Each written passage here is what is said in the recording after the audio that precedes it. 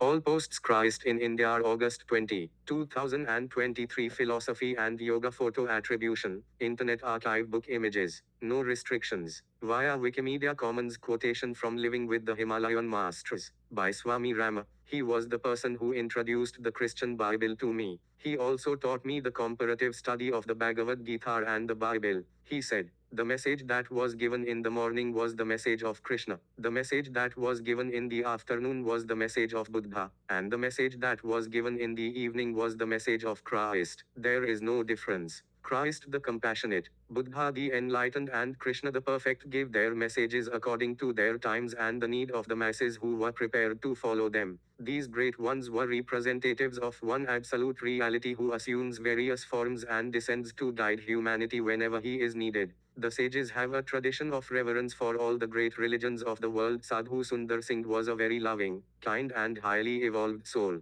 I used to revere him and call him one of my teachers. Commentary by Jaisimha Das Daniel Adam Costello. Now let me just start off with how excellent this book is. There are many books out there. There are many accounts of the wanderings of yogis in India. This book is special. I liken it to Autobiography of a Yogi by Paramahansa Yogananda. Everyone knows that one. Well, almost everyone. I have learned so much by reading Swami Rama's various publications. He was truly an authority regarding yoga science and philosophy. The quote I shared with you above is a fantastic example of how universal religion and philosophy really are. This is something I like to focus on in my own efforts to teach. There is no higher reality than realizing everything is one. If an old sadhu in India accepted Christ, that should tell you something. Not only did he accept Christ, but he also didn't extinguish the other great viewpoints, namely, Buddhism and Hinduism. This man accepted them all,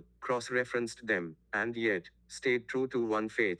Very, very clever. This sadhu considered Krishna, Buddha, and Christ to be one and the same. He saw no difference. We should all endeavor to hold this viewpoint close to our bosoms, close to our hearts, minds, and souls. The key point was that these different forms of one absolute reality were created based on circumstance. They were created based on the intellect and need of the people who were ready to accept them. God is most compassionate and merciful to work in this way. That's the opposite of my way or the highway, which is what most modern religious zealots think. One of the reasons I accept most of what Swami Rama wrote is due primarily to his attitude of reverence for different teachers. He had many, many teachers. He wasn't always the best student, but eventually assimilated most of what he was taught.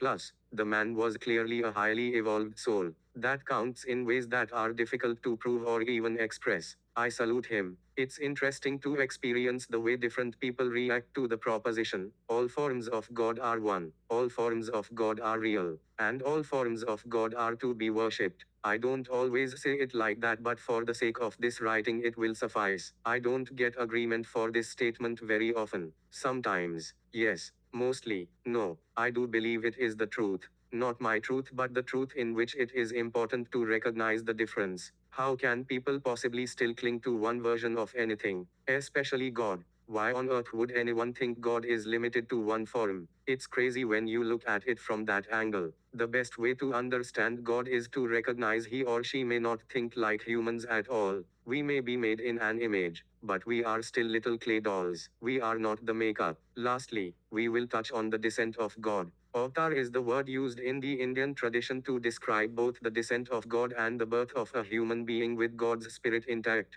An avatar is the expression of God's desire to help his children. The goddess also takes on the avatar role in a desire to protect her children. Whether it is God or goddess, the message is the same. God and goddess want to watch over their children like a good husband and wife would. It's only natural. Thank goodness. What would we do otherwise? Certainly perish. Avatars don't come every year though. It's not a micromanaging trip or anything. Some scholarly digging would be necessary to get an exact formula, but let's just say that every several millenniums an avatar is born. According to the Bible, the next avatar is the Messiah, second coming of Jesus Christ. According to the Hindu tradition, the next avatar is Kalki Vishnu on a white horse. When exactly? Wouldn't you like to know? Well, I don't. I am not convinced anybody knows. Just as much as predictions of the end of the world rarely come true, all it proves is that humans don't possess this type of knowledge, even if they claim to. It's unlikely. Book Attribution: Living with the Himalayan Masters, by Swami Rama. Copyright 1978, 1980 by the Himalayan International Institute of Yoga Science and Philosophy, page 282.